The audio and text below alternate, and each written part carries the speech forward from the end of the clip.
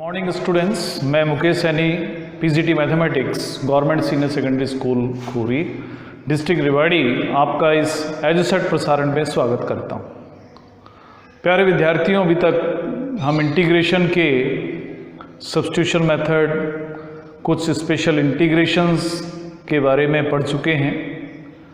आज हम एक और नया मेथड सीखेंगे और ये मेथड होगा रैशनल एक्सप्रेशंस का इंटीग्रेशन करने के लिए। कई बार हमें ऐसे रैशनल फंक्शंस, ऐसे रैशनल एक्सप्रेशंस मिलते हैं जिनका इंटीग्रेशन पिछले मेथड से संभव नहीं हो पाता। तो ऐसे सभी फ्रैक्शंस को हम कुछ नए फ्रैक्शंस के सम या डिफरेंस की फॉर्म में लिख लेते हैं और उसके बाद हम उसका इंटीग्रेशन करते हैं, जो आसानी के साथ हो जाता है। ये जो मेथड है इसे हम कहते हैं इंटीग्रेशन बाय पार्शियल फ्रैक्शंस। कैसे इसको करना है, क्या स्थितियां हो सकती हैं हमारे सामने, आइए शुरू करते हैं। पहली स्थिति हो सकती है कि अगर जो हमें रैशनल एक्सप्रेशन दिया हुआ है उसमें डिनोमिनेटर में नॉन रिपीटेड लीनियर फैक्टर्स, तो आप ये समझ सकते हैं पहला केस है कि when denominator have non repeated linear factors. तो जब नॉन रिपीटेड लीनियर फैक्टर्स होंगे उस समय की हम बात कर रहे हैं। तो कैसे इसको पार्ट्स में ब्रेक करेंगे? अगर कोई एक्सप्रेशन इस तरीके से लिखा जाता है p x over x minus a into x minus b into x minus c, तो इन सभी एक्सप्रेशंस में स्टैंडर्ड फॉर्म में आपको अगर कोई फंक्शन को कन्वर्ट करना है तो आप ये ध्यान रखें कि जो न्यूमरेटर है उसकी डिग्री डिनोमिनेटर से कम होनी चाहिए, यानी px की डिग्री यहाँ पर डिग्री 3 से कम ही होनी चाहिए। तो इसके हम 3 फ्रैक्शंस बना देते हैं। पहला फ्रैक्शन होगा a अपॉन एक्स माइनस ए, दूसरा होगा एक कांस्टेंट अपॉन दूसरा फैक्टर, तीसरा होगा तीसरा कांस्टेंट अपॉन तीसरा फैक्टर। फिर हम a, b और c की वैल्यूज फाइंड कर लेते हैं। a, b, c की वैल्यूज फाइंड करने के बाद में ये फंक्शन इजीली इंटीग्रेट हो जाता है। दूसरी स्थिति आती है कि जब डिनोमिनेटर में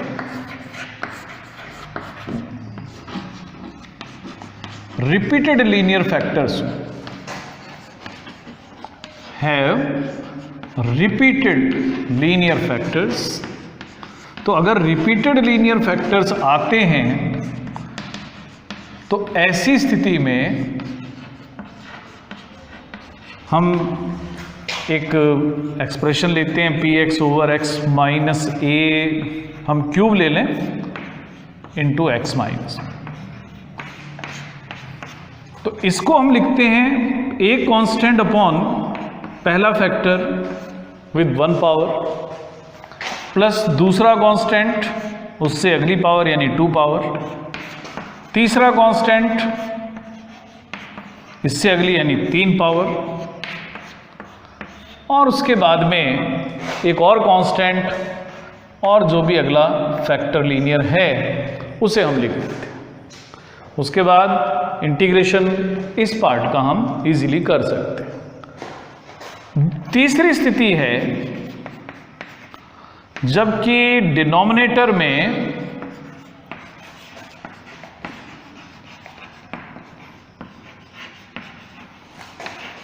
क्वाड्रेटिक फैक्टर्स भी हों।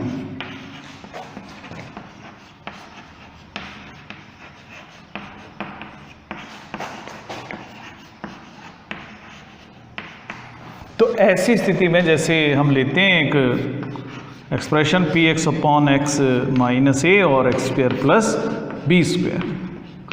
क्वाड्रेटिक से मीनिंग हमारा ऐसे एक्सप्रेशन से है, ऐसे फैक्टर से जिनको फर्दर हम और फैक्टराइज नहीं कर सकते। तो ऐसी स्थिति में हम एक कांस्टेंट लेंगे, पहला लीनियर फैक्टर लिख देंगे और प्लस करेंगे एक constant multiplied by x plus c और इसको डिवाइड कर देते हैं क्वाड्रेटिक फैक्टर्स।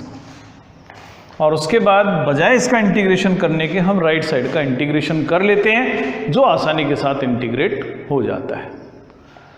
तो अब इनकी वर्किंग प्रोसीजर क्या होगा, इसके लिए हम अपनी एक्सरसाइज से क्वेश्चन शुरू करते हैं। पहला जो क्वेश्चन हम ले रहे हैं वो थर्ड क्वेश्चन है एक्सरसाइज 7.5 से, जिसमें हमें इंटीग्रेट करना है 3x minus 1 upon x minus 1, x minus 2 और x माइनस 3।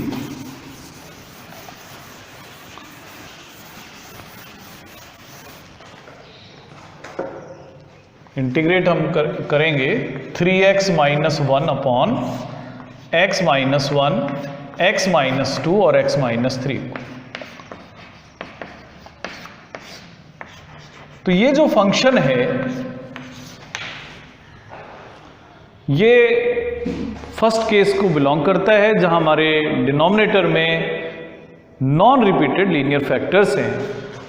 तो इस एक्सप्रेशन को हम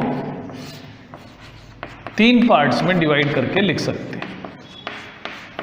लिखेंगे इस तरीके से, एक कांस्टेंट लिखेंगे अपॉन पहला फैक्टर, दूसरा कांस्टेंट, दूसरा फैक्टर, उसके नीचे तीसरा कांस्टेंट और तीसरा फैक्टर इसके नीचे। अब हम राइट साइड में एलसीएम लेते हैं, x minus 1 into x minus 2 into x minus 3। a को मल्टीप्लाई करेंगे x minus 2 into x minus 3 से, b मल्टीप्लाई होगा x minus 1 into x minus 3 से, और c मल्टीप्लाई होगा x minus 1 into x minus 2 से। ये 3x minus 1 upon x minus 1, x minus 2 और x माइनस 3 के ही इक्वल है। ये दो फ्रैक्शंस हैं जिनके डिनोमिनेटर्स इक्वल हैं, तो न्यूमरेटर भी इक्वल होंगे। तो 3x माइनस 1 इक्वल होगा a into x minus 2 into x minus 3 plus b into x minus 1 into x minus 3 और c into x minus 1 into x minus 2। ये एक आइडेंटिटी है जो x की हर वैल्यू के लिए सही है। आप x की जो भी वैल्यू लेफ्ट साइड में रखेंगे वही आप राइट साइड में रख सकते हैं। इससे आप ABC की वैल्यूज फाइंड कर सकते हैं। तो एक तरीका तो ये है कि आप रैंडम 3 वैल्यू चूज करें, x की दोनों साइड रखें, ABC में 3 इक्वेशंस बनेंगी, उन्हें सॉल्व करें और ABC की वैल्यूज फाइंड कर लें। दूसरा कुछ एक आसान छोटा तरीका ये हो सकता है कि हम x की कुछ ऐसी वैल्यूज इसमें पुट करते हैं जो कैलकुलेशन में आसान है। तो हमें ऐसी वैल्यूज पुट कर देनी चाहिए जो x minus 1, x minus 2, x minus 3 जो हमारे डिनोमिनेटर है उसको 0 के इक्वल रखने पर हमें मिलती हों। जैसे एक वैल्यू हमें मिलती है x माइनस 1 को 0 के बराबर रखने पर x इक्वल टू 1, वही वैल्यू हम लेते हैं x इक्वल टू 1 हम यूज़ करते हैं दोनों साइड। तो लेफ्ट साइड मिलेगा 3 इंटू 1 माइनस 1, राइट साइड होगा a into 1 minus 2 into 1 minus 3 plus, अब जैसे ही x माइनस 1 को 0 रखेंगे तो b इंटू 0 मिल जाएगा और ऐसे ही c इंटू भी 0 होगा, यानी दोनों टर्म्स ये 0। लेफ्ट साइड बनेगा 2 और राइट साइड मिलेगा a into minus 1 into minus 2, यानी कि 2a 2 के इक्वल है और a हमें मिल जाएगा कि a 1। अब a के बाद में कोई अगला कांस्टेंट हम मालूम करेंगे। जैसे हमने यहाँ x इक्वल टू 1 यूज़ किया था, अब की बार x इक्वल टू 2 हम यूज़ कर लेते हैं। x इक्वल टू 2 अगर हम यूज़ करें दोनों साइड में तो लेफ्ट साइड होगा 3 इंटू 2 माइनस 1 राइट साइड में आप जैसे x की जगह 2 यूज करेंगे a इंटू 0 हो जाएगा, c इंटू भी 0 हो जाएगा, केवल एक नॉन जीरो टर्म बचेगी b और वो होगा 2 माइनस 1 इंटू 2 माइनस 3, 6 माइनस 1 यानी 5, b मल्टीप्लाई होगा 1 इंटू माइनस 1 से, यानी माइनस बी की वैल्यू 5 है तो b की वैल्यू मिलेगी -5। दो कांस्टेंट हम डिटरमाइन कर चुके हैं। अब बारी आती है तीसरे कांस्टेंट। इसके लिए एक वैल्यू और हम यूज कर सकते हैं, जैसे इस बार हम यूज कर लेते हैं x इक्वल टू 3। जैसे हम x की जगह 3 यूज करेंगे, लेफ्ट साइड बनेगा 3 इंटू 3 माइनस 1 इक्वल टू, आप जैसे ही x की जगह 3 यूज करेंगे तो a इंटू 0 बनेगा x माइनस 3 की वजह से, b इंटू भी 0 होगा x माइनस 3 की वजह से, c इंटू होगा 3 माइनस 1 इंटू 3 माइनस 2, ये हो जाएगा 9 minus 1 c into 2 into 1, 8 equal to 2c, यानी c की वैल्यू मिल गई 4। आपको a, b और c तीनों मिल चुके हैं। इस कारण से हम दिया हुआ जो एक्सप्रेशन है 3x minus 1 upon x minus 1, x minus 2 into x minus 3 को 3 पार्ट्स में डिवाइड करके लिख सकते हैं। पहला पार्ट होगा 1 अपॉन एक्स माइनस 1, दूसरा है -5 अपॉन एक्स माइनस 2 और तीसरा पार्ट है 4 अपॉन एक्स माइनस 3। क्योंकि इंटीग्रेशन हमें इस एक्सप्रेशन का करना है और ये एक्सप्रेशन राइट साइड के इक्वल है, तो इंटीग्रेशन के लिए हम राइट साइड का इंटीग्रेशन कर देते हैं। तो इंटीग्रेशन होगा हमारा dx over x minus 1 minus 5 into dx upon x minus 2 plus 4 upon x minus 3। ये इंटीग्रेशन होगा log x माइनस 1, ये होगा log x माइनस 2 और तीसरा पार्ट होगा log x माइनस 3, और यही इस एक्सप्रेशन का इंटीग्रेशन। तो ये जो क्वेश्चन था, ये थर्ड क्वेश्चन था। पहले दो क्वेश्चन भी आप आराम से कर सकते हैं। जैसे फर्स्ट क्वेश्चन है x upon x plus 1 into x plus 2, इसे आप स्वयं इंटीग्रेट करके देखें। ऐसे ही जो दूसरा क्वेश्चन है 1 अपॉन एक्स स्क्वायर माइनस 9, हालांकि यहाँ फैक्टर्स करे हुए नहीं हैं, आप फैक्टर इनके लिखें डिनोमिनेटर के x माइनस 3 और x प्लस 3, और पार्शियल फ्रैक्शन की हेल्प से ही आप इनको इंटीग्रेट करने का प्रयास करें। अब मैं एक और प्रॉब्लम ले रहा हूं, ये प्रॉब्लम 6th है। तो 6th प्रॉब्लम है, बाकी 4th क्वेश्चन भी आप अपने आप कर सकते हैं। 4th है x upon x minus 1 x minus 2 x minus 3 का इंटीग्रेशन, ये भी इसी प्रकार की प्रॉब्लम है। 5th है, वो भी आप कर सकते हैं 2x upon x square plus 3x minus 2। तो ये सारी प्रॉब्लम्स आप इजीली कर सकते हैं, वही तरीका होगा जो तरीका भी हमने अपनाया है। अब एक थोड़ा सा जो डिफरेंट क्वेश्चन है वो 6th है, तो 6th क्वेश्चन हम लेते हैं। अब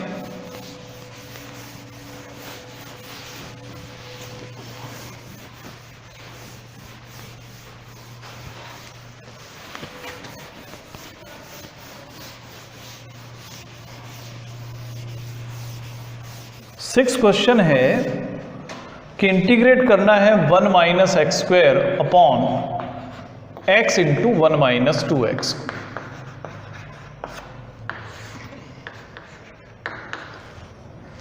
किसी भी रैशनल एक्सप्रेशन को इंटीग्रेट करने से पहले एक बात हमें जरूर चेक कर लेनी चाहिए कि न्यूमरेटर की डिग्री डिनोमिनेटर से कम होनी चाहिए।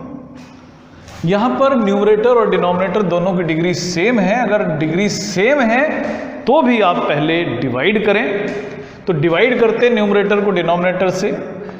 तो जब भी डिवाइड करना हो आप इनको डिसेंडिंग ऑर्डर में लिखें। डिवाइड करना है हमें -2x² + x से, और डिवाइड करने के लिए हम जब डिवाइड करेंगे इसको तो 1/2 टाइम करेंगे। तो डिवीजन होगा -x² + x/2 माइनस कर दें। तो माइनस करने के बाद हमें मिलेगा 1 - x/2, यानी कि 1 - x² x × 1 - 2x को हम लिख सकते हैं 1/2 + 1 - x/2 divided by x × 1 - 2x। इसे हम और सॉल्व कर लें तो 1/2, 2 आप एलसीएम ले लें तो 2 - x/2x × 1 - 2x भी लिख सकते हैं।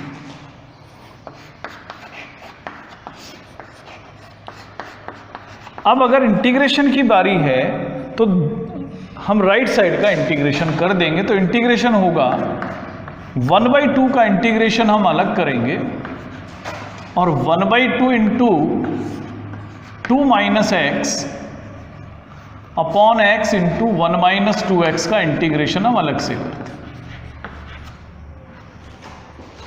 ये इंटीग्रेशन होगा x/2 + 1/2, और जो ये इंटीग्रेशन है 2 - x/x × 1 - 2x, इसको हम अलग से इंटीग्रेट कर लेते हैं और इसके लिए हम इसको I1 नाम दे देते हैं। इक्वेशन नंबर 1 डाल दें। यहाँ पर I1 की अगर हम बात करते हैं तो I1 है 2 - x/x × 1 - 2x का इंटीग्रेशन। इसको इंटीग्रेट करने के लिए हम पार्शियल फ्रैक्शंस में इस एक्सप्रेशन को लिखते हैं और वो तरीका होगा a/x + b/1 - 2x। आप एलसीएम लें x × 1 - 2x। a को मल्टीप्लाई करेंगे 1 - 2x से, b को करेंगे x। ये दोनों ही एक्सप्रेशंस बराबर हैं, जिनके डिनोमिनेटर्स भी बराबर हैं तो न्यूमरेटर भी बराबर होंगे, यानी 2 - x बराबर होगा a × 1 - 2x + bx के।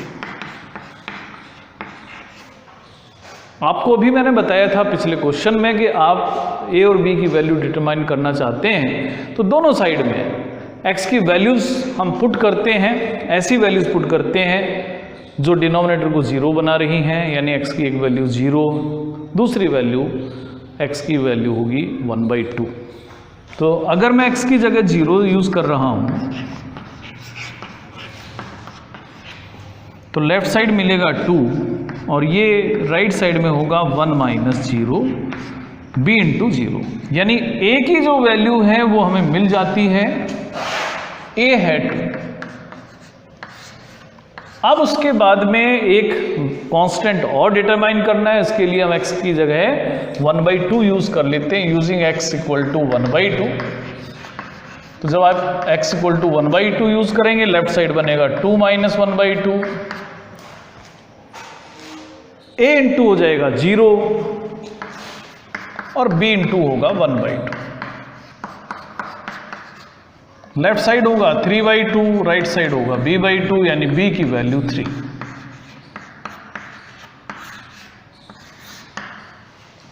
तो अब हम बता सकते हैं कि 2 - x/x × 1 - 2x के दो पार्ट होंगे। पहला पार्ट होगा 2/x और दूसरा पार्ट होगा 3/1 - 2x। और अब इंटीग्रेशन क्योंकि लेफ्ट साइड का करना है, हम इंटीग्रेशन करेंगे राइट साइड का, क्योंकि इसको हम आसानी के साथ इंटीग्रेट कर पाएंगे। I1 होगा integration of 1/x plus 3/1 - 2x। 1/x का इंटीग्रेशन log x होगा, ऐसे ही 3 × log 1 - 2x होगा, लेकिन हम -2x से का जो कांस्टेंट कोफिशिएंट है उससे भी डिवाइड करेंगे, जो कि -2 है। तो यानी I1 को हम कह सकते हैं 2 log x minus 3/2 into log 1 minus 2x। I1 की जो वैल्यू हमें मिली है वो हम इक्वेशन 1 में पुट कर देते हैं, तो इंटीग्रेशन होगा x/2 plus 1/2 into 2 log x minus 3/2 log 1 minus 2x plus एक कांस्टेंट हम यूज कर लेंगे x/2 plus log x minus 3/4 log 1 minus 2x plus, ये हमारे पूरे फंक्शन का इंटीग्रेशन हो जाता है। तो इसी तरीके से जो अगला क्वेश्चन है, जो 8th क्वेश्चन है या 7th है या 8th है 9th है, वो क्वेश्चंस अब रिपीटेड लीनियर फैक्टर टाइप के आ जाते हैं। आज के लिए हमारे पास इतना ही समय है, अगला टाइप हम कल वाले लेक्चर में कवर करेंगे। आज आप लोग जो नॉन रिपीटेड लीनियर फैक्टर्स हैं इन पर बेस्ड प्रॉब्लम्स को सॉल्व करके देखिएगा। आज के लिए इतना ही, धन्यवाद।